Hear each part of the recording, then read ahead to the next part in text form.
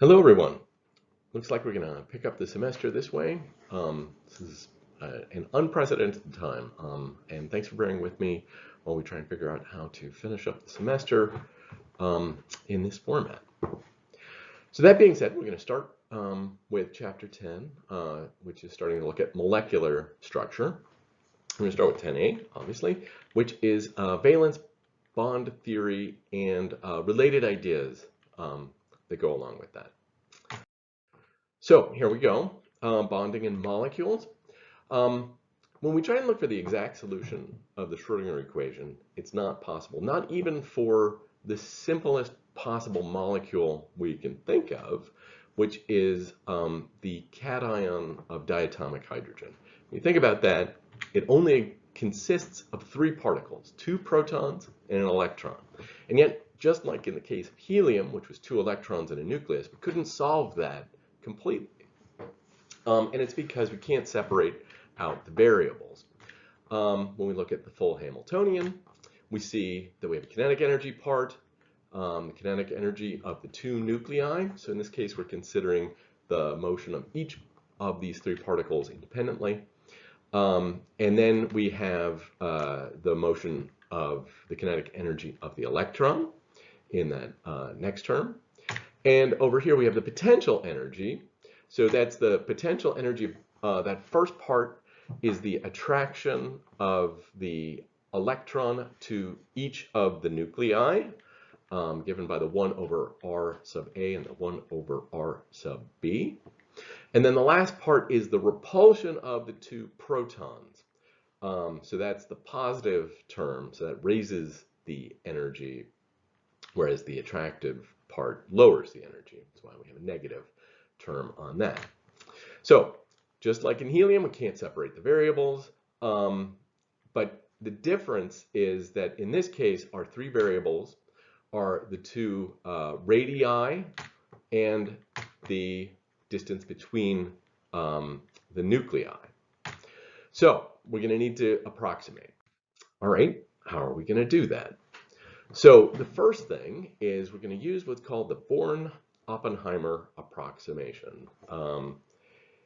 In this approximation, we are going to use the fact that the nuclei are much heavier. A proton weighs about 2,000 times, has about 2,000 times the mass of an electron, and so it's going to be moving much more slowly than the electron.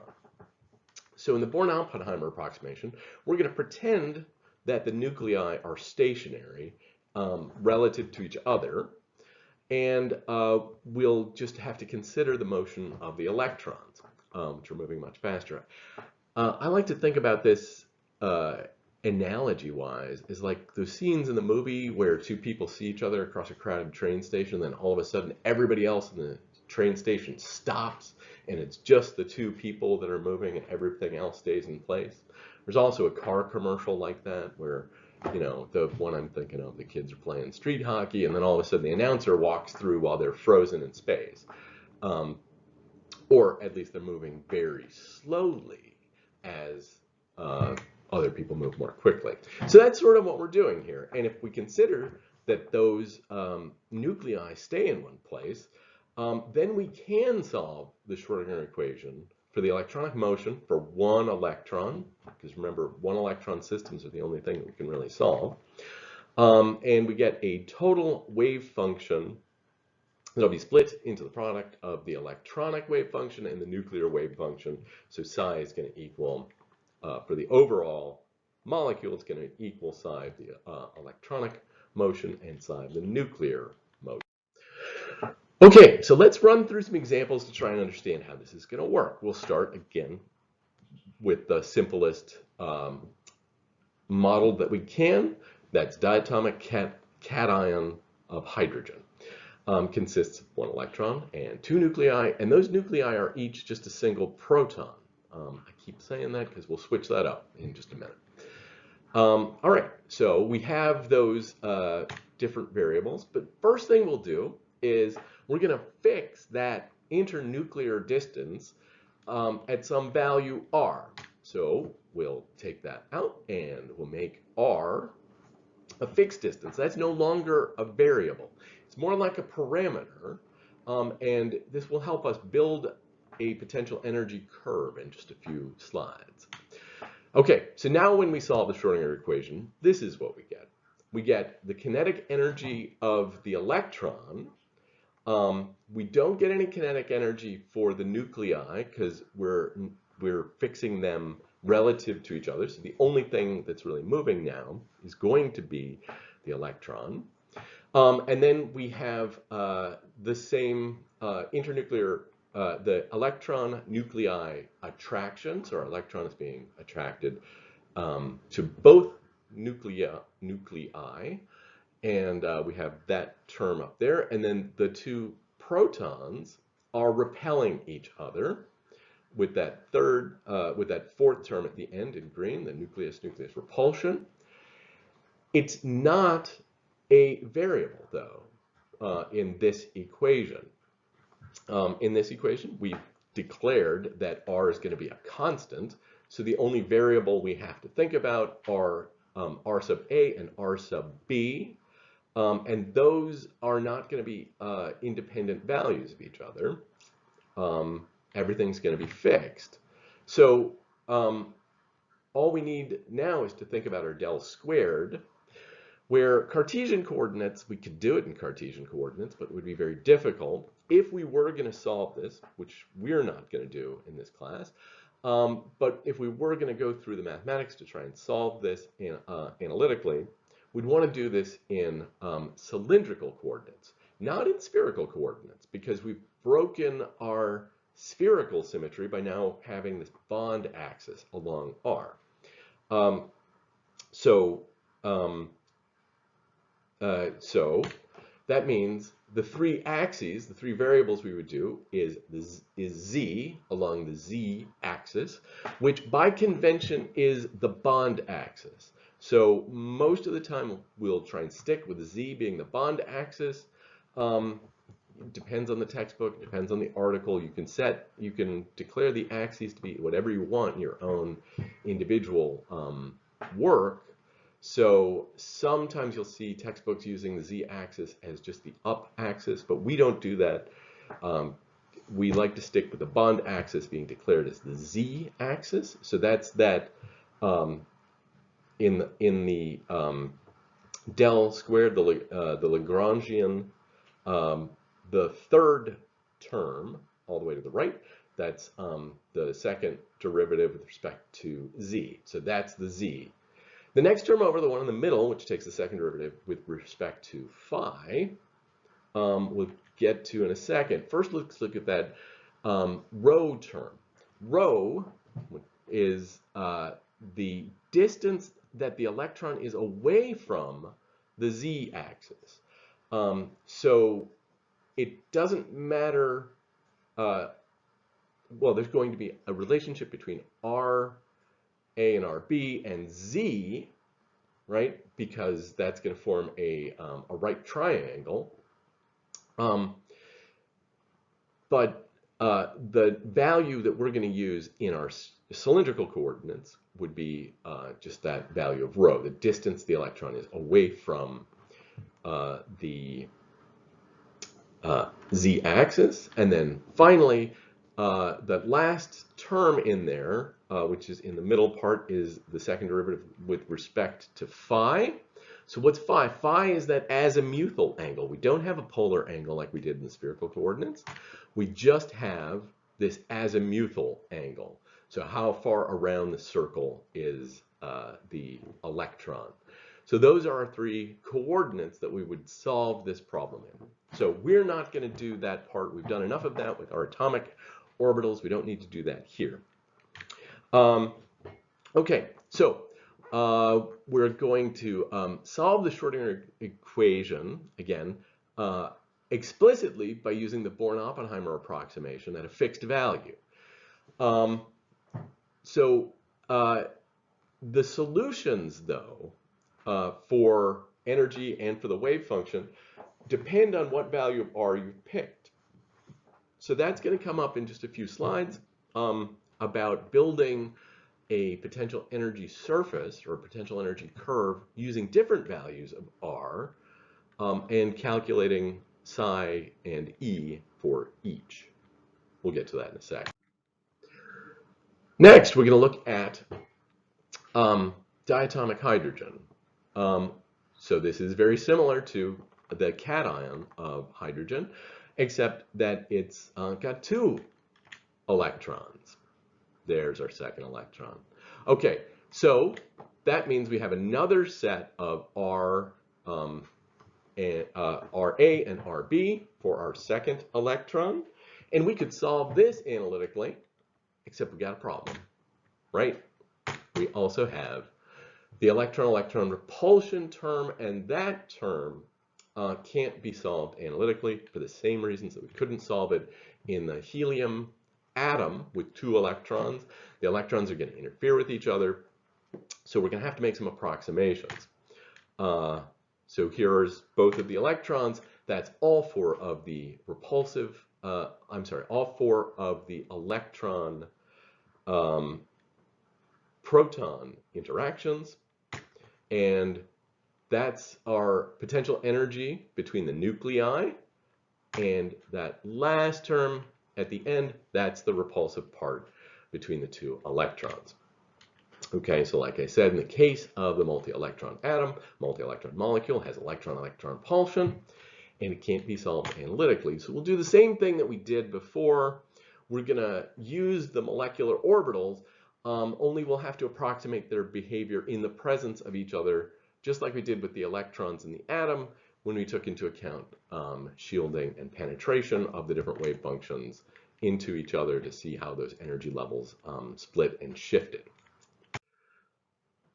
Okay, so we can extend the 2-electron system just to show you that this works for really anything. We're going to stick pretty simple and stay with a diatomic molecule and only 2 electrons, which again is a very limited set of molecules.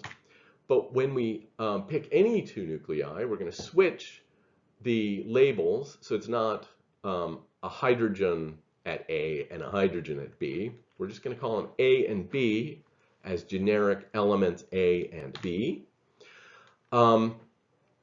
So this is going to change, though, the attractive and repulsive potential energy terms, right? Remember, those terms depend on the nuclear charge, right? Z, which is the number of protons in the nucleus. So whatever the atomic number is of each of our nuclei, that's what we're going to have for our different elements. So we'll use Z sub A is the number of protons for element A, and Z sub B is the number of elements for element B. The attractive force will be Z times E squared. We're multiplying by that factor of what the charge is on the on the nucleus, how many protons are in there. And then the nuclear repulsive term turns into the product of the 2 atomic numbers, because you have however many protons in one nucleus are repelling that many protons in the other nucleus. So when we take a look at the Schrödinger equation, we're just going to look at the changes in this one. So it's exactly the same as before on the previous slide for diatomic hydrogen with its 2 electrons, only in this case these 2 electrons are going to have an interaction with atom A based on the atomic number of atom A, whereas before we had ones in the numerator. Now we have the number of protons in the numerator. And atom B, we're going to use the number of protons in the nucleus of atom B. And finally, the only other difference here is the nuclear repulsion, and that's going to be the product of the 2 nuclei. Okay. So now these potential energy curves that I've been talking about, we're going to get to those. For a diatomic molecule, we can solve the Schrödinger equation for any fixed position are relative to each other. We can approximate the solution for any particular value of R, right? This is the value is the internuclear distance. So we'll run through and solve the equation that we were just talking about in the previous slides for one value of R, and then we'll write that down. And then we'll do it again for a different value of R. So we're keeping in mind that we're not solving the Schrödinger equation for a variable in the internuclear distance. We got to solve it one at a time for each R and write down what that value is. And we'll get an energy for that value, solving that equation over and over again and recording the result. And then we can plot them. What is the energy versus that value of R? And that gives us our potential energy curve for this. In this case, we're looking at a diatomic molecule. So R is the distance between the two nuclei, and V of R is the potential energy, or the energy of that configuration. So the values in here, let's start with R sub E is the equilibrium bond length. That is to say, that is the lowest point on the curve, where if you put a marble on that curve, it would go back and forth and it would stop right at the bottom. That part of the curve is the equilibrium bond distance, which we've talked about in terms of vibrational motion, and that's going to come up again later on as we work with these surfaces. The depth of that well, d sub E, that's the bond energy or the dissociation energy. That is, if you're going to pull those two atoms apart from their equilibrium bond distance, and you're going to pull them apart to break that bond, you're going to have to lift that up or push it up the potential energy slope a height of d sub E. So d sub E is the dissociation energy. As R goes to infinity, the atoms have nothing to do with each other, and their potential energy interaction is 0, and they are dissociated. Okay. All right, so let's move on to a few more examples of these potential energy curves. The most common potential energy models are the Morse potential and the Leonard-Jones potential. We'll talk about these later on in the semester, but in general, they're going to be very similar because they both model an attractive force where electrons are being shared between two nuclei as the nuclei approach each other, and then a strongly repulsive force as the nuclei get too close to each other and their nuclear repulsion goes way up. Remember, the electrons are moving in this picture. They are wave functions that are allowed to rearrange. So as you push the nuclei close together, the electrons can still get away from each other to a certain degree. But if we say that that bond length is super small, the nuclei, we're defining where R is, so the nuclei can't get away from each other. So we're pushing these two things. It's like trying to push two magnets together, right? They don't want to go together. And it's very similar. They are repelling each other in the same way as these two positive charges are repelling each other. In this particular example, which is a form of diatomic neon, I'm not exactly sure which state. I assume it's an excited state, an excimer state of neon, because it's a bound state. We can see that we have an equilibrium bond length here, just a little bit longer than 3 angstroms.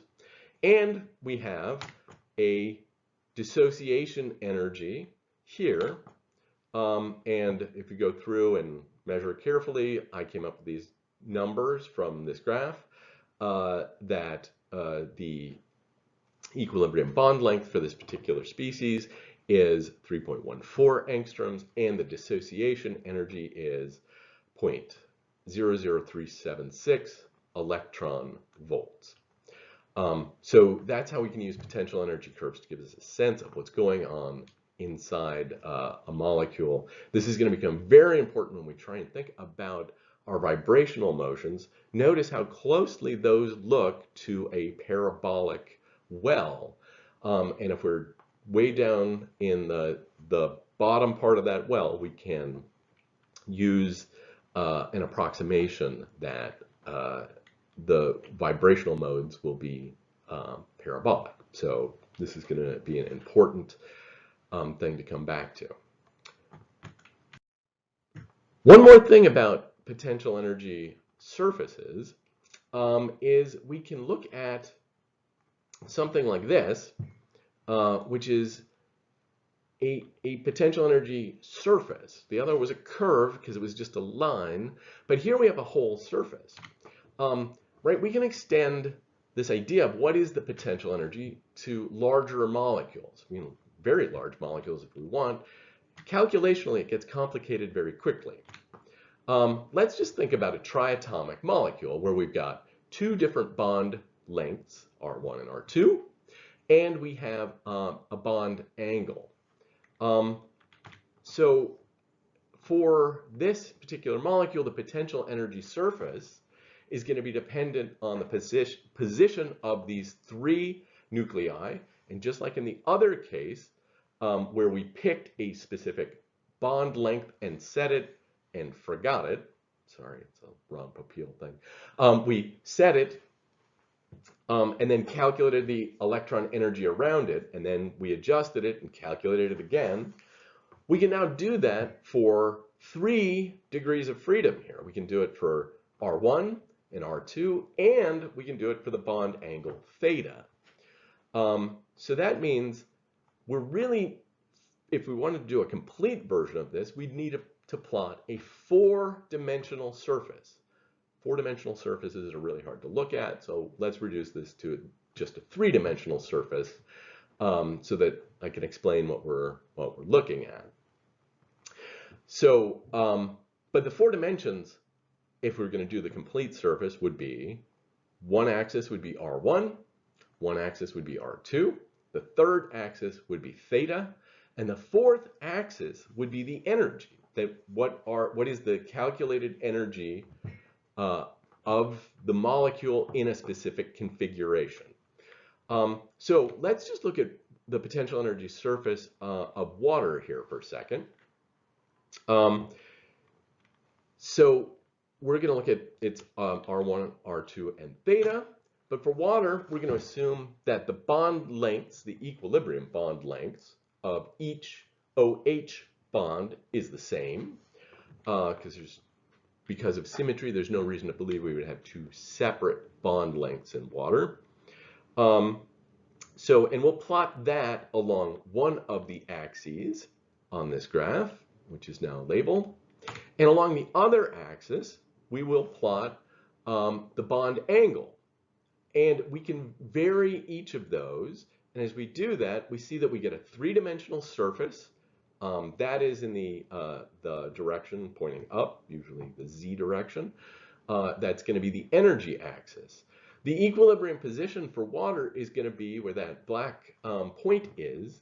It's a little hard to see in this figure, but they're trying to put that in the bottom of the well. So imagine that was a marble and it rolled around and found the bottom of the well. The bottom of that surface, the lowest energy point, which happens to be at a OH bond length of 0.958 nanometers and a bond angle of 104.9 degrees, 104.5 degrees, that is the equilibrium position for the water molecule. So that's how we can extend this view of potential energy curves to see what's happening. Okay. So just to summarize, we can determine sine E for an electron? How can we determine for an electron in a molecule? The Schrodinger equation can only be solved exactly for a one electron molecule, and even then we've got to use an approximation. That means that we have to solve the Schrodinger equation for each value of R and each value of theta and each value of R2, right, depending on how many different degrees of freedom we have in a molecule, to get a value of R for each calculation. And then the Schrodinger equation can't even be solved exactly for multi-electron atoms, so we're still making an approximation. So we're going to move on now to valence bond theory to try and understand a little bit more about molecules and get away from a strictly quantum mechanical calculation. As we've seen, there's these limitations. And in a subsequent presentation, we will talk about molecular orbital theory, and that will pretty much cover chapter 10 for us. Okay, moving on. All right, valence bond theory. Okay, it's a localized quantum mechanical approach to describing the bonding in molecules. It provides a mathematical justification for Lewis' interpretation of electron pairs making bonds between atoms. We're going to see that has a limitation as well. It tells us that electron pairs occupy specific orbitals localized on each atom, and the directionality of the orbitals is going to have to be determined by the geometry around the atom, and this geometry is determined by VSEPR theory, valence shell electron pair repulsion theory. And we'll see we're going to have to do some fancy footwork to make valence bond theory and our atomic orbitals match up with reality. So valence bond theory basically is going to describe bonding as an overlap of orbitals. And the orbitals, though, in this case, are on two different atoms. That's what makes them bonds. You know, that may sound silly right now, but we are going to, in this section, look at different orbitals overlapping with each other and mixing on the same atom. And that's going to give us a different result, but we're going to need to do that as well. The new orbitals that we form, and in valence bond theory, those orbitals that are formed by overlapping two different orbitals on different atoms are the bonds themselves, and they are, since they're orbitals, the Pauli exclusion principle applies. We can only put 2 electrons in each of those, so we have the 2-electron bond. That's the origin of the idea of the 2-electron bond. All right. So, sigma and pi bonding. These are the 2 types of overlaps that we're going to talk about. There's other types of overlap that you will talk about or have talked about if you've taken inorganic chemistry and you've looked at crystal field theory. But for right now, we're going to stick with sigma and pi bonding. We're just going to, which we talked about in freshman chemistry, we're just going to explore it more deeply. Okay, so the first thing is sigma bonding. And you can see from the figure that sigma bonds are, well, these are 3 different examples of sigma bonds. They result from the head-on overlap between 2 different orbitals. The orbitals don't have to be s orbitals or p orbitals. They just have to overlap in a head-on type of way. Head-on will make more sense when I explain pi bonding in just a second. They are cylindrically symmetric around the z-axis, around the internuclear axis, which we're going to call the z-axis. And they can be formed from s and p orbitals and from hybrid orbitals, which we will talk about in a little bit. We're not going to include d and f orbitals in this discussion. D orbitals is more of a discussion for crystal field theory and inorganic chemistry. Okay, so that is sigma bonding. We're already getting into pi bonding with the figure below. I I prompted that a little too soon, but we're going to keep going. So pi bonding, pi bonds result from the side-by-side overlap between two orbitals. So that's the distinction, that's the big distinction between sigma and pi. Remember, sigma is the Greek letter for S and pi is the Greek letter for P. So if you look at that top figure under sigma bonding with the two S orbitals overlapping, that gives us what we think of as the sigma character. That is, there are no nodes around that bond. Just as in an S orbital, there's no node. In pi bonding, we have a nodal plane which is parallel to that internuclear axis, just like how in a p orbital we have a nodal plane in between the two lobes, where the wave function goes from one sign to the other. So that is the nodal plane that cuts in between this p orbital. So there's that is the nodal plane. It's also the nodal plane for the p orbitals as it is for this pi bond between these particular p orbitals. They are generally only formed by p orbitals. Again, you can form them with d orbitals overlapping, but that's going to be a story for inorganic chemistry, not for physical chemistry. All right, so let's do a detailed treatment here of bonding in diatomic hydrogen.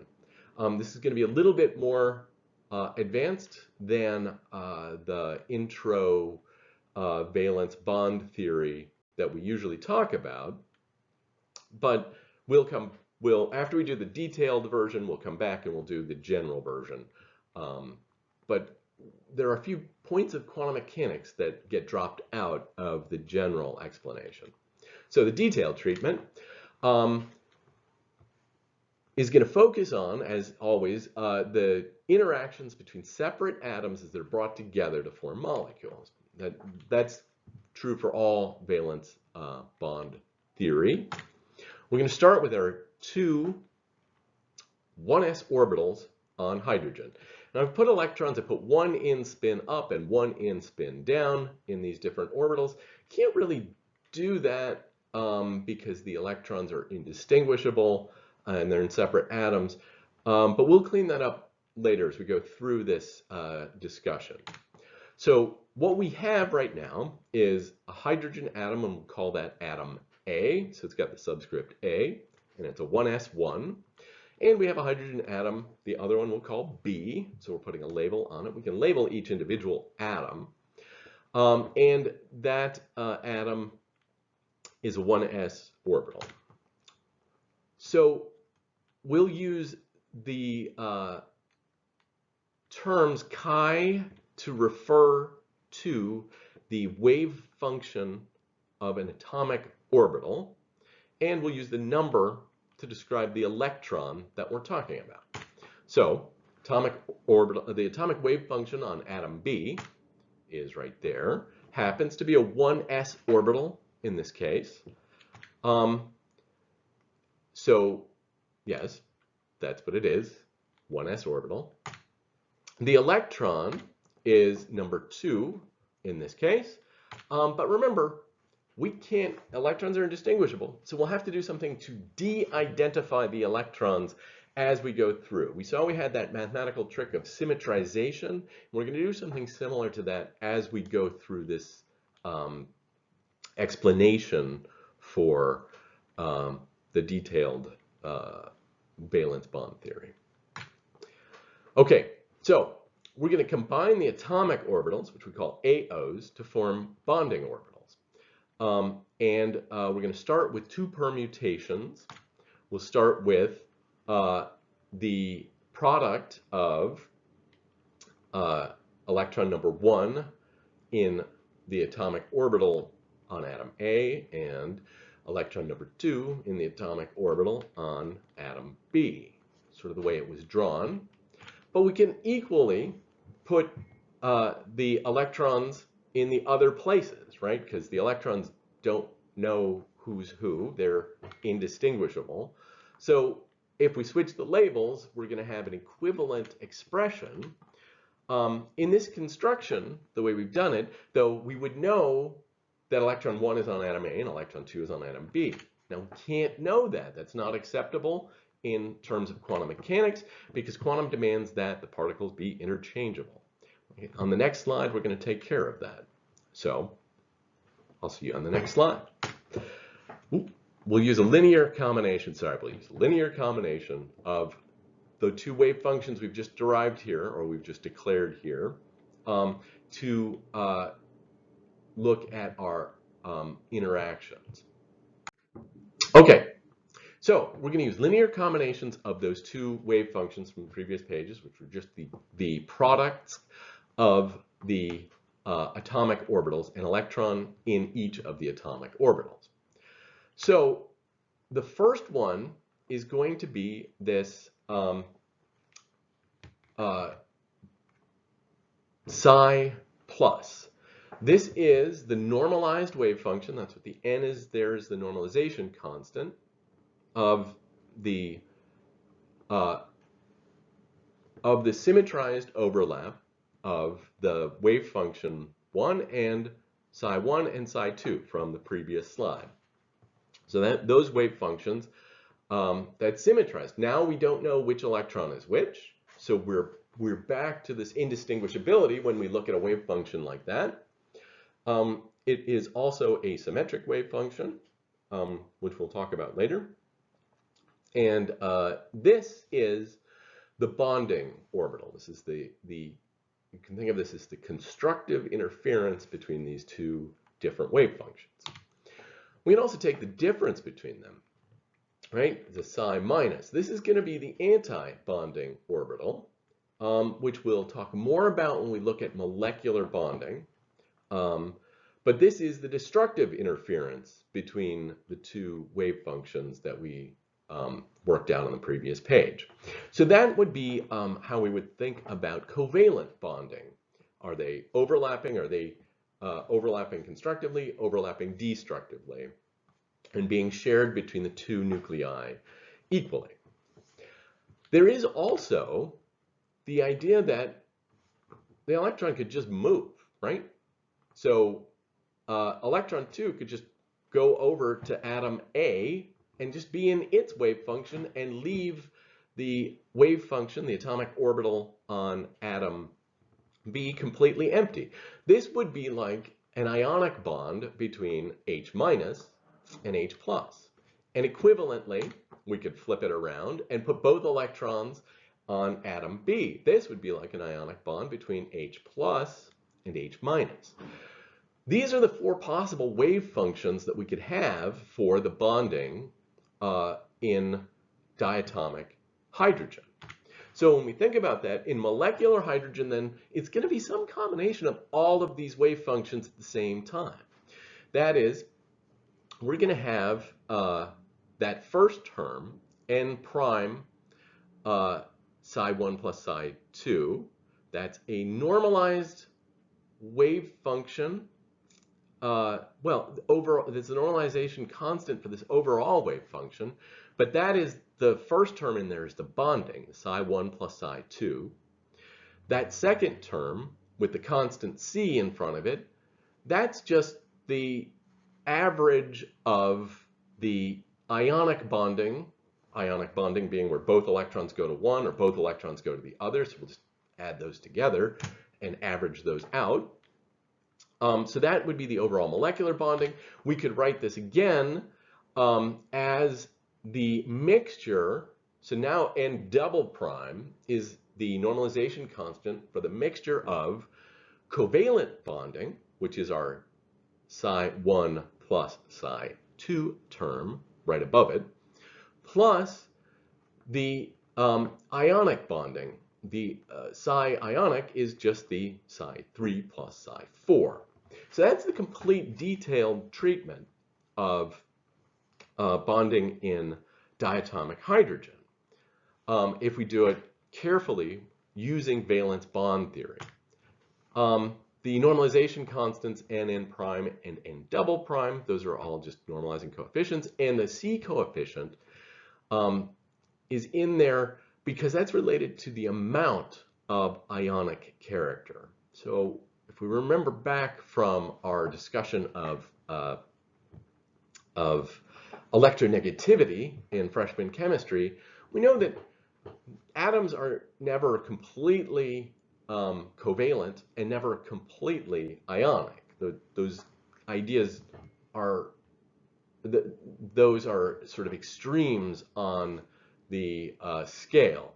There's some sort of mixture in both of them. Even in homonuclear diatomics, there is the potential that both electrons could spend some of their time all with one atom, right? What is the probability that the electrons can be found both on the same atom in the same atomic orbital?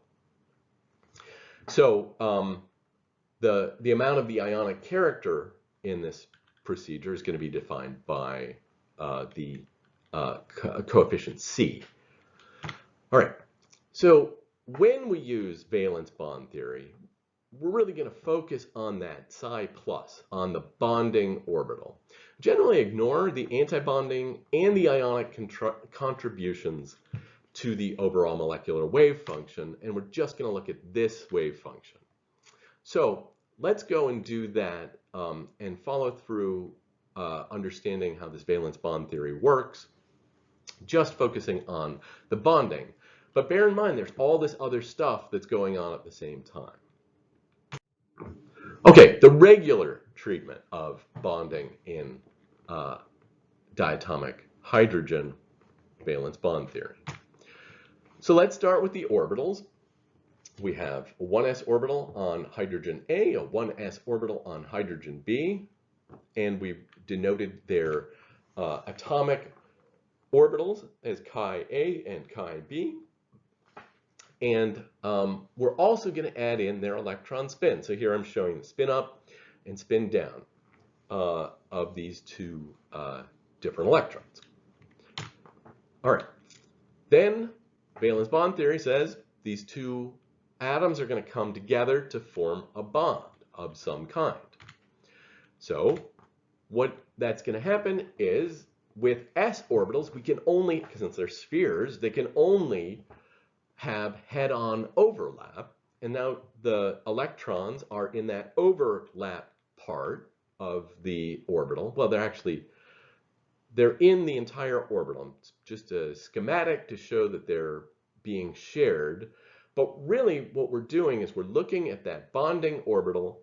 We're ignoring the anti-bonding orbital when we do valence bond theory, and now that two electrons can live happily throughout that entire region that's shaded there. The head-on overlap of the 1s orbital with the 1s orbital is a sigma bond between the two hydrogen atoms. Right? If we think about it in terms of its wave function, we're going to take that symmetrized wave function of the spatial part of the wave function. So the chi A of electron 1 times chi B of electron 2 plus chi A of electron 2 plus chi B of electron 1. So we don't know which electron is in which orbital, times the spin function.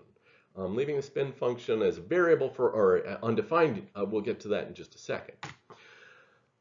So the textbook and most people replace the Greek letter chi sub A with the letter A and just treat A as a wave function and chi sub B with B and treat that as a wave function, and we can simplify the notation, really get the exact same thing. So it's the atomic wave function for the orbital on atom A and the atomic wave function for the orbital on atom B with electron 1 and 2 plus electrons 2 and 1 times the spin function. So if we remember, we talked about the doublet and triplet spaces just before spring break. We recall that the spatial wave function is symmetric, which it is here. Then we're going to need an anti-symmetric spin wave function, which is sigma minus. So in this case, the spin wave function is going to equal the 1 over the square root of 2, the normalized antisymmetric spin wave function. So that's the spin up of electron 1 and the spin down of electron 2 minus the spin down of electron 1 and the spin up of electron 2. And in that treatment, we don't know which electron is which because it's symmetric, it's just antisymmetric. So that's the overall wave function is given by that spatial wave function and that spin state wave function. Okay, well, what if we do something a little bit more complicated than a molecule that only has s orbitals in it? First, let's consider the electron configuration in that atomic orbital. So we're going to look at fluorine, diatomic fluorine. Diatomic fluorine,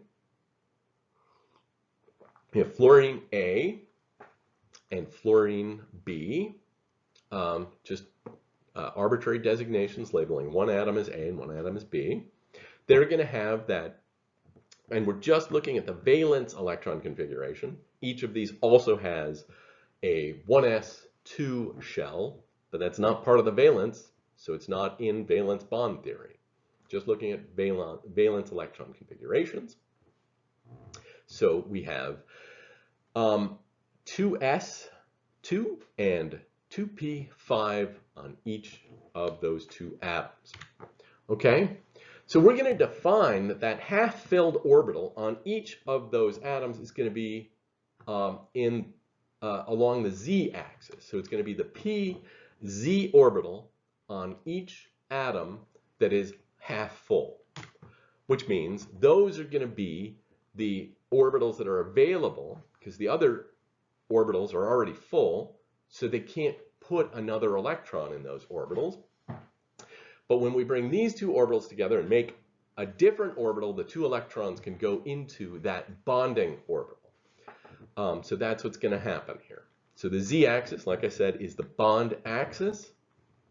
And we have our electrons in the 2pz with the spin up and spin down wave functions. It's going to be the same treatment for the wave functions. They're going to end up being the antisymmetric wave functions, so I'm not going to continue following that through in this presentation. So we're going to bring these two atomic orbitals together, and when we do that, they overlap, and I'm showing here that the overlap exaggerates the electron density, so I'm drawing it as a bigger oval of electron density where the electrons are overlapping. Now, they're in the entire orbital that's shown there, the blue part, the red part, and the other blue part on the other side. It's not that it's just limited to being in the overlap part. Also, by the way, those two electrons that I drew in the red part of the upper figure, remember, they're not in that. The figure itself, right, that shape of a p orbital, that is the electron. The electron's behaving as a wave. Just showing the spin of the electron in this figure as a guide to the eye. It's not really in that half of that orbital. It's tricky to not think of it there. Okay, so that's the result. Now, is this a pi orbital because it's a combination of p orbitals, or is it a sigma orbital because it is? Well, yeah. It's the head-on overlap of the two 2p orbitals. Because they're along the z-axis, they're along the bond axis, they're going to overlap head-on. When they overlap head-on, they keep that cylindrical symmetry, and that forms a sigma bond. And again, the wave function is exactly the same as it was on the previous page. It is the atomic orbital wave function on atom A with electron 1 in it, and the atomic orbital on atom B with electron 2 in it, plus electron 2 in A and electron 1 in B, times the square root of 1/2, and the antisymmetric spin state. So that's how we get our sigma bonding in our singly bonded diatomic fluorine molecule.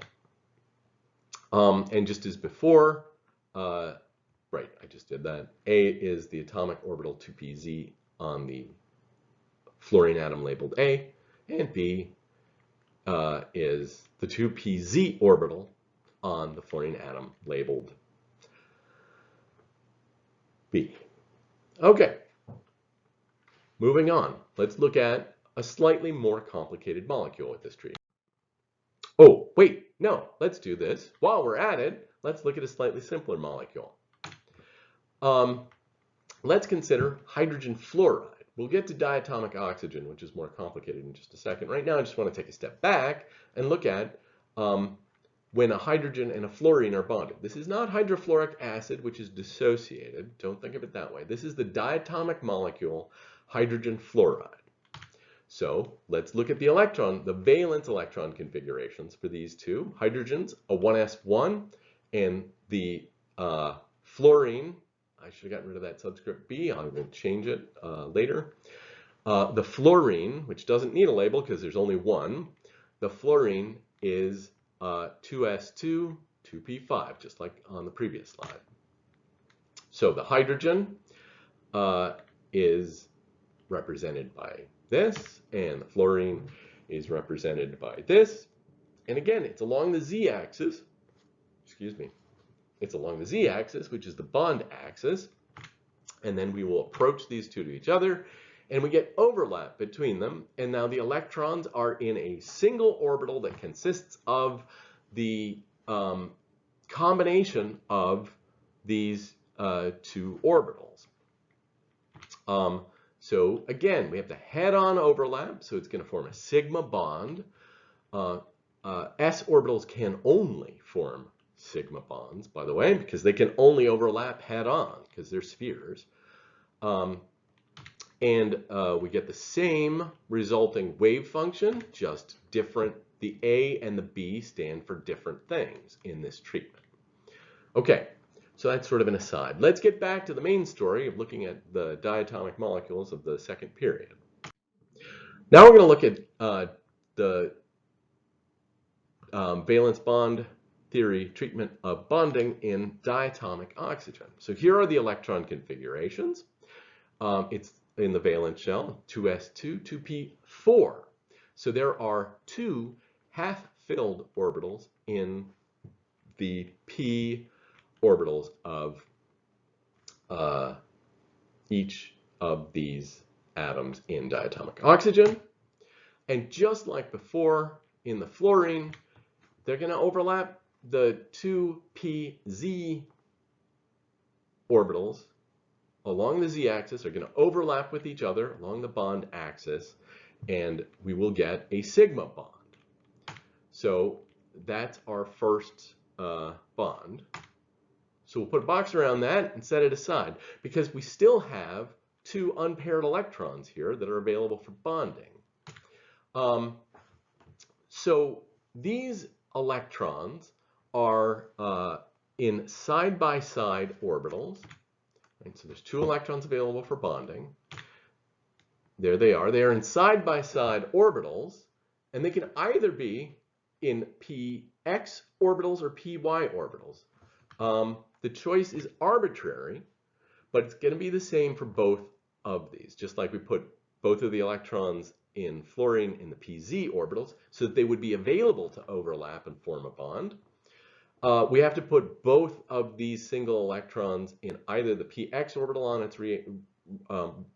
on its respective atoms or on the py orbital on its respective atoms so that they are available to bond. We'll just choose arbitrarily to put these in the py orbital, so that defines this as the py axis. And again, the electrons are not just in the red part, they're in the entire orbital. I can only draw one electron, so that's where it is. And again, we don't know which is spin up and spin down. That's an arbitrary thing. So now we're going to bring these together. Oh, and here we have the orbitals. We're going to bring these together just like that. And now they're overlapping. And the two electrons are in a single orbital that is created by the side-by-side overlap of two p orbitals. The side-by-side overlap is going to give us a pi bond. So that's the distinction between our sigma and our pi bond. Okay. So sigma and pi bonding. Valence bond theory predicts that the pi bonds are going to be a lot weaker than the sigma bonds because the overlap just isn't as good. And we see that when we look at the energy differences between single bonds and double bonds and even triple bonds, to get to in a second.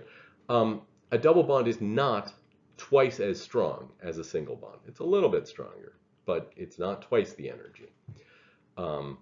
And that's due to the fact that the pi bonding, which is sort of the secondary bond, is weaker. Double bonds, therefore, are going to consist of one sigma bond, as in the center figure at the top, and one pi bond, as shown in the figure on the right. And that's the case with oxygen. So here's something curious. Both Lewis structure and valence bond theory are predicting that diatomic oxygen is diamagnetic. Diamagnetic means that all of the electrons are paired, right? If they're all in bonding pairs, they should all be spin paired. That prediction is wrong, and we're going to have to go to molecular orbital theory, which we will do in the next lecture, in order to understand why we're not seeing diamagnetism. We're seeing paramagnetism in oxygen. That means paramagnetism, unpaired electrons. That means oxygen is magnetically susceptible. If you pour liquid oxygen through a magnetic field, it will get caught in that magnetic field. So I'll try and find a link to show this experiment. It's a famous experiment that's been done over and over. But you can see the liquid oxygen will be trapped in an electromagnetic field, whereas liquid nitrogen, speaking of nitrogen, which has a triple bond and does have all of its electrons paired, is not magnetically susceptible. It is diamagnetic. Triple bonds consist of one sigma bond and two pi bonds, as in diatomic nitrogen. The two pi bonds are going to be between one of the pi bonds is just like the figure on this slide in the upper right, between the two py's on two different atoms. The second one is just rotated 90 degrees from that, and would be, so if these are the pi bonds on the screen, if we rotate them 90 degrees, that's the x-axis, and that's the second pi bond that we get. And it's also why the choice of sigma and pi bonding is arbitrary. The choice of x and y axis, when we only have one pi bond, as in the case of oxygen, you can pick either one because they're equivalent to each other if there's only one. If you have two, they're still somewhat equivalent, but now there's two and they'll be rotated 90 degrees from each other. That's the distinction. And then finally we have the sigma bond between the two pz orbitals. By convention, the z-axis is the bonding axis, so the two pz orbitals form the sigma bond. Okay, so that's the treatment of bonding in oxygen and in nitrogen. All right, directionality. So what do I mean by directionality? Well, valence bond theory works pretty well if we're talking about diatomic molecules because we really don't have to worry about directionality. It explains the bonding as a linear combination of pure atomic orbitals on each atom. Molecular orbitals, by the way, are called linear combinations of atomic orbitals, or LCAOs. We'll get to that idea of an LCAO. So when we have a diatomic molecule, the direction that exists is only the internuclear axis. It's only the z direction. So when I mean direction, there's just a line, right? So we don't have to worry about bond angles when we think about diatomic molecules. It's why when we studied VSEPR theory as in freshman chemistry, we didn't talk about diatomic molecules because VSEPR theory only looks at bond angles, and you have to have more than 3 atoms to have an angle, right? 3 points determine an angle. 2 points are always going to be on a straight line. So the geometry around the atom is undefined for valence shell electron pair repulsion theory for diatomic molecules, and we can ignore the geometry for terminal atoms, and in diatomic molecules they're always terminal. They're each on the end. Okay, so we don't have to worry about directionality for diatomic molecules. Valence bond theory really struggles to explain polyatomic molecules with simple LCAOs, linear combinations of atomic orbitals. So why is that? Well, the orientation of the orbitals is important for describing the bonding and the geometry. And if we think about ammonia, NH3, using just pure atomic orbitals, is a good example of why this valence bond theory has some drawbacks. So here's the treatment for how we would look at just simple overlap of the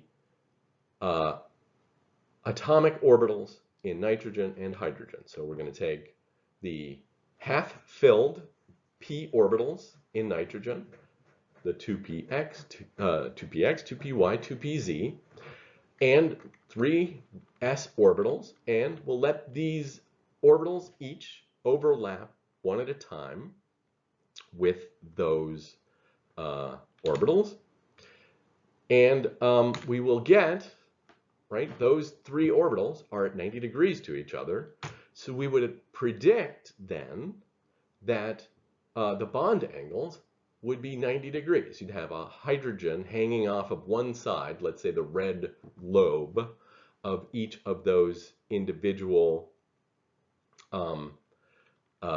p orbitals, the px, the py, and the pz, as they are shown in that diagram. And we would expect 90-degree angles, just like it shows up when we do a Lewis structure, right? No, we know that's not true. We know that the bond angle here, it's going to be a trigonal pyramidal structure. So we have to do something else. And what we're going to do is, of course, hybridize the orbitals to keep the correct geometry or the correct directionality of our bonds. So in hybridization, what we're going to do is we're going to mix atomic orbitals. This time we're going to mix atomic orbitals instead of atomic orbitals from 2 different atoms mixing to form a valence bond. What we're going to do is take atomic orbitals that are on the same atom and mix them with each other and treat them as linear combinations of sp and d atomic orbitals to create hybrid orbitals. I'm just going to go through 3 of them here in order to show you what's going on. The mathematics gets increasingly more complicated, and we can, but it's instructive enough to go through these.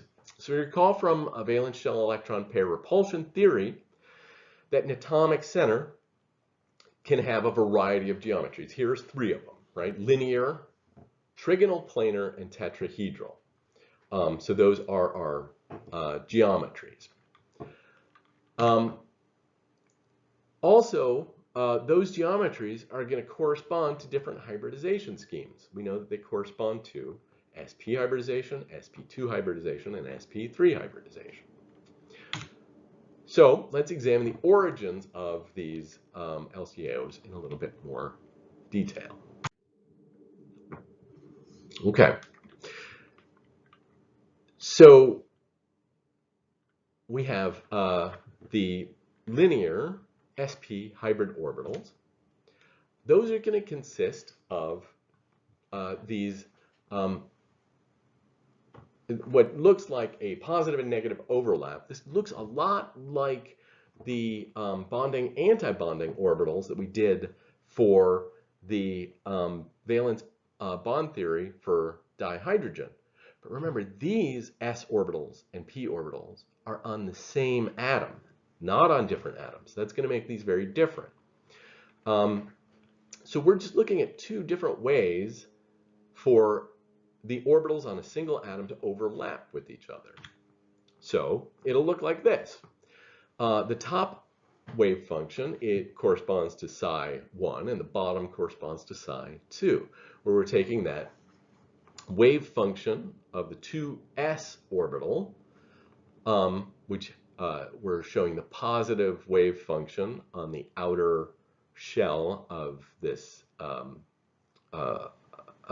electron cloud, overlapping here with the 2p orbitals, which has a sign change and with a nodal plane down the middle. And when we add them together, we see we get this big lobe hanging off to the right side and a small lobe of the opposite sign of the wave function on the left side.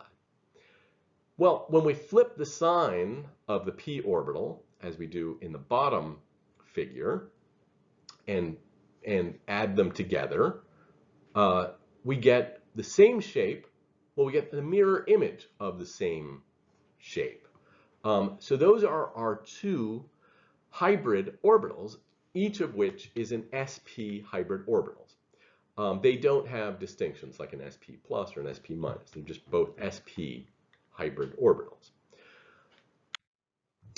So if we take those sp hybrid orbitals, another way to visualize them is that we're going to start with the 2s orbital, and we're looking at the 2px orbital in this case.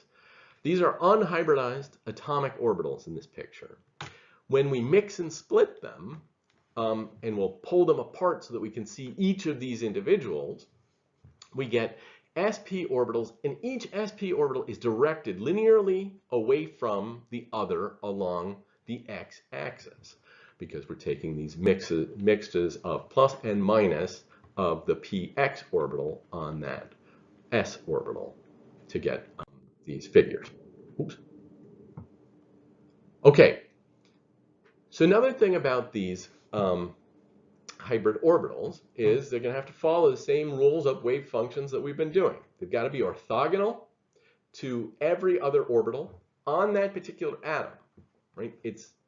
They're not orthogonal to atoms on other, not orthogonal to orbitals on other atoms. They're only orthogonal to orbitals on the same atom. So it's a little tricky because we're looking at both things in this presentation. We're looking at bonding between atomic orbitals on different atoms, and now in this section we're looking at hybridization of atomic orbitals on the same atom. When they're on the same atom, they've got to be orthogonal and they've got to be normalized. So orthogonal, we remember, means that the integral of the product of two different orbitals goes to 0. So mathematically, it looks a little bit like this, but we've done this with the atomic orbitals before, so we know how to handle that. And again, this is my little caveat that I was saying. This is only for hybridization. The orbitals are in the same nucleus. Those are the ones that are orthogonal. Orbitals on different nuclei are not orthogonal. That's what allows them to interact with each other and overlap. It can be a little bit confusing because we're looking at them both at the same time. Okay, so that's orthogonality. What about normalization? Normal means that the integral of the product of an orbital with itself is equal to 1. We remember this. So we just got to normalize the wave functions.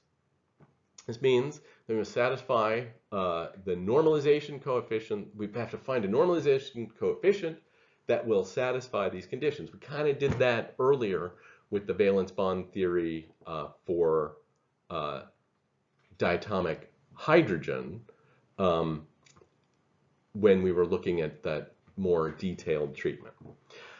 Just note that when the atomic orbitals themselves, right, that's why we went through all this trouble to get a really good picture of what an atomic orbital is, and they are themselves orthogonal and normal, right? So that's going to really help us as we put together this picture of hybrid orbitals to keep them orthonormal as well. Okay. So valence bond theory, here's an example of orthogonality. We're going to start with our sp hybrid orbitals. We have those two sp hybrid orbitals from a few slides ago. So psi1 is the linear combination of adding together the s orbital and the p orbital, the 2s and the 2p. It could be the 3s and the 3p, but it's not important what the principal quantum number is. For psi2, we have the normalized wave function for the difference between those two wave functions. Those gave us our sp hybrids.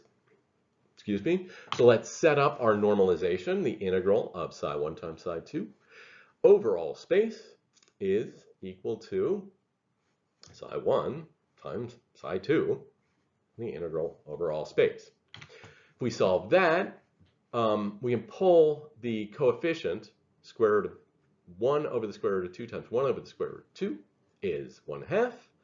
Pull that out of the integral, and that just leaves us with the product of those two terms integrated. So let's multiply those out and write out each integral term individually. We get these four different terms. We get the 1s orbital times the 2s orbital times the 2s orbital integrated over all space. We get the 2s orbital times 2p orbital integrated over all space. We get the 2p orbital times, minus plus the 2s orbital times the 2p. It doesn't matter what order you multiply them in, so I left them as s and p. One is plus and one is minus, and then finally we get the last term is p times p, so that's a mistake. I will correct that later. This is a p. So that gives us our 2p orbital times 2p orbital. So that's normalized, as is the 2s times the 2s. The two middle terms are each orthogonal. Even if they weren't orthogonal, they would cancel each other out. So that will simplify to 1/2 times 1 minus 1/2 times 0 plus 1/2 times 0 minus 1/2 times 1, which is 1/2 minus 0 plus 0 minus 1/2, which is 0, which is orthogonal. There we go. So this just is a way to show that these, as an example, these hybrid orbitals are orthogonal to each other. Okay, let's look at linear bonding in beryllium dihydride or beryllium hydride. So here's how we're going to go about doing this. We'll start with the valence shell configuration of the ground state. So here it is, and I'm showing that both electrons are in the 2s orbital, which is shown by that sphere. So next thing we're going to do, because we want to hybridize this, I'm going to promote an electron to form excited state beryllium. So in this case, we now have a 2s electron and a 2p electron. So that's given in that schematic. The next thing we're going to do is take the linear combination of that 2s and that 2p orbital to form our excited state hybridized sp beryllium. So when we do that, see, we're mixing the 2s with one of the 2p's. So we're going to pull that off and put those. Those are now equivalent orbitals. They're degenerate.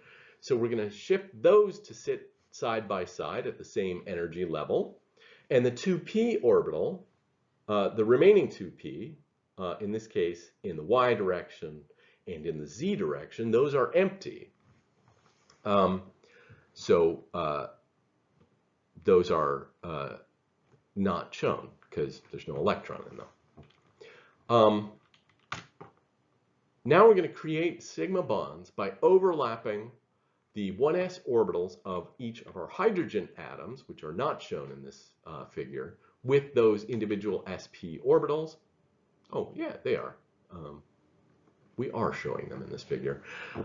So there are the 1s orbitals, and that is the schematic with the overlap where one red sphere for the hydrogen, one red bubble for the beryllium, and one blue tail make one orbital that holds 2 electrons, and then the other set is another orbital that holds 2 electrons. Now remember what I was saying, that the bond axis is always the z-axis. Well, in the treatment of this figure, the artists who put together the hybridized orbitals, they decided that the z-axis would point straight up and not be the bond axis. So even though it is convention, sometimes conventions get flouted. Just so you have to be careful. That's just a note that you have to be careful and make sure that the figure you're looking at is using the z-axis bond axis convention. This one happens not to be. All right, so in this case, we're going to have our 2 beryllium hydrogen sp 1s overlap sigma bonds, and those are oriented at 180 degrees from each other, which creates our linear molecule. So that's valence bond theory's explanation for a linear molecule. And this agrees with our VSEPR prediction, which is what we needed it to do. All right, let's move on to a little bit more complicated. We're going to look at the next element over and the next geometry over. The trigonal planar molecule, which is best typified by boron trihydride, is going to be made up of a boron atom and 3 hydrogens, obviously. So let's do the same treatment. We're going to start with the valence shell configuration of the ground state of boron. In this case, the B stands for boron, not for atom B. Chemistry can be confusing. Here we have the ground state valence shell, 2s2, 2p1, which looks like this. We saw something like this on the previous page with an s orbital with some electrons in it.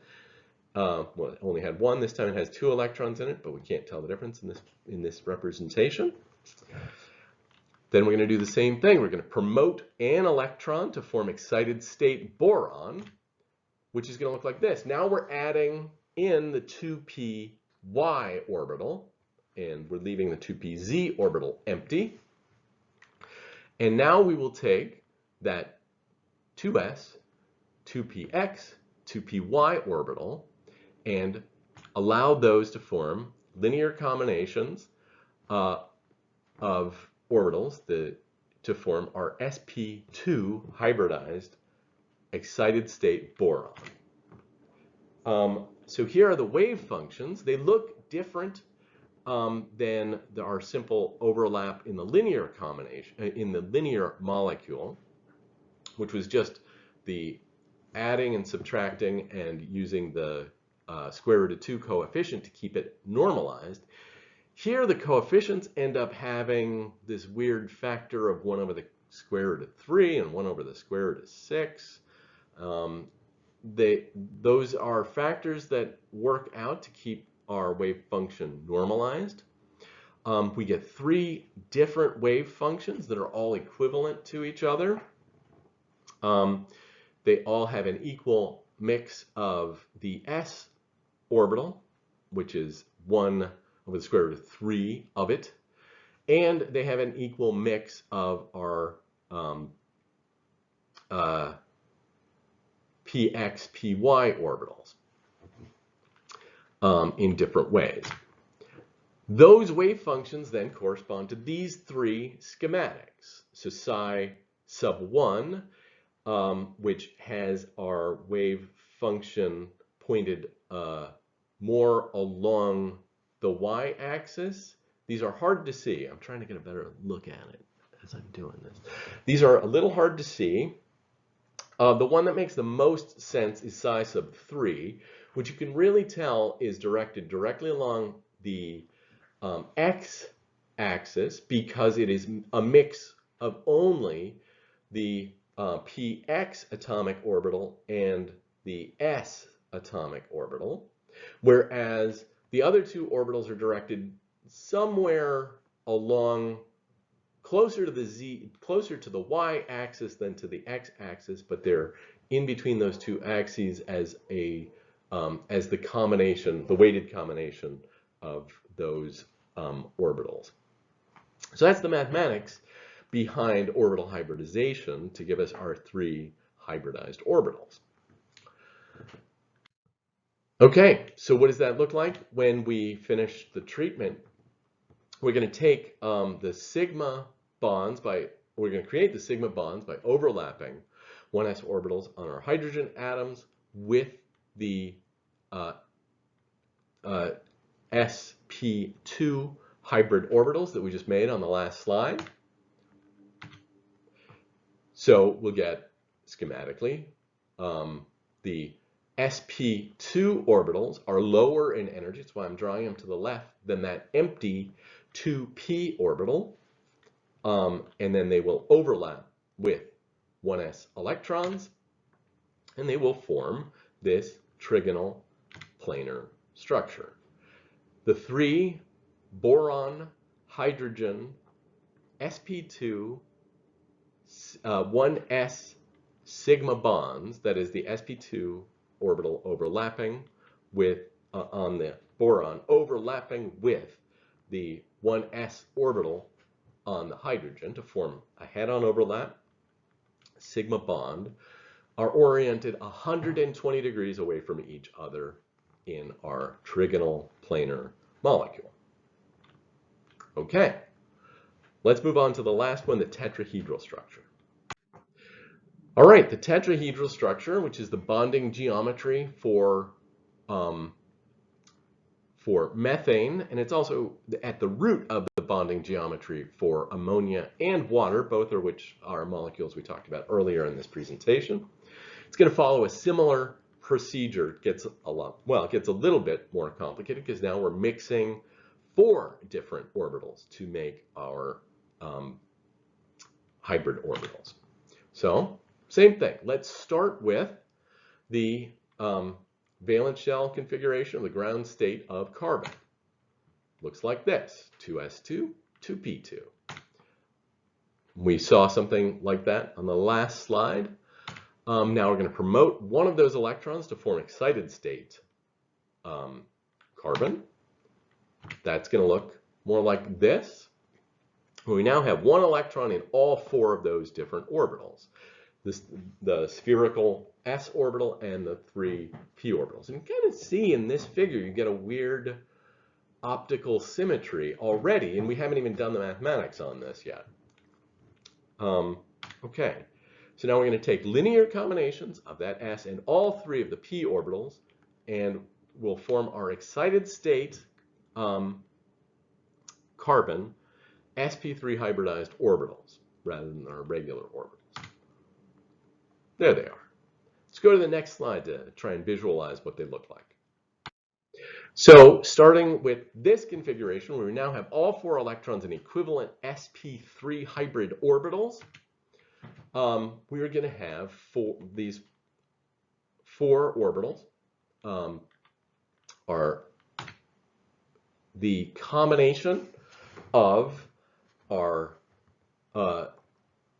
s px, py, pz atomic orbitals.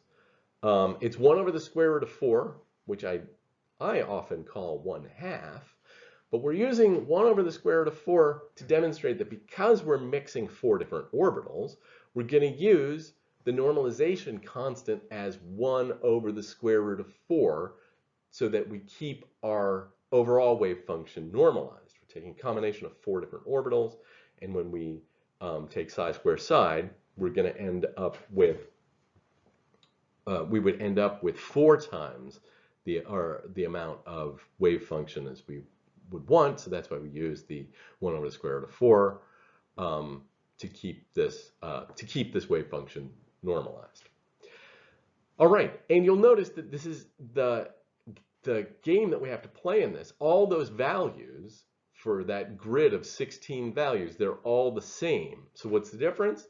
Well, the first one, they're all positive. In the second one, the Px and the S are positive. The X and Y are negative. In the next one, in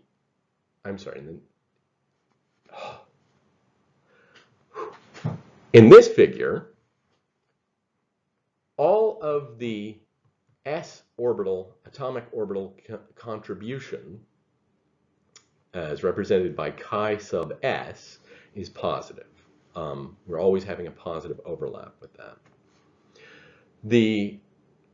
By convention. We could have them all be negative overlap. Then the variations are what combination of 2px, 2py, and 2pz do we have? So for psi 1, it's all positive overlap. And when we say positive overlap, remember, each of those orbitals has a negative lobe to it. So you positive overlap something that has both a plus and a minus. It's just the opposite of having a negative overlap with it. The variation of the signs here gives us our combination of all 4 of our different sp3 hybrid orbitals. So that's the mathematics behind it. They end up looking like this. This figure is not very useful. It is, artistically and mathematically appropriate. It's just hard to visualize what the bond angles are. Let's look at it on the next slide to see if we can get a better visualization. So here we are with our sp3 hybrid orbitals, all 4 of them. We're going to create 1s orbitals. We're going to create sigma bonds by overlapping the 1s orbital of each of the 4 hydrogen atoms with these orbitals to make our bonds, and we will get our sp3 overlapping with 1s orbital sigma bonds. Each are oriented at 109.47 degrees away from each other, and this agrees with our VSEPR prediction. Okay, that brings us to the end of orbital hybridization and valence bond theory. We will continue with the next lecture. We'll get into molecular orbital theory, which looks at some of these same concepts in a different way and helps us explore some other ideas that are inaccessible to us in this format. Okay, I will see you guys on Wednesday, and I will get you another lecture posted by then. All right, take care of yourselves, and I will see you soon.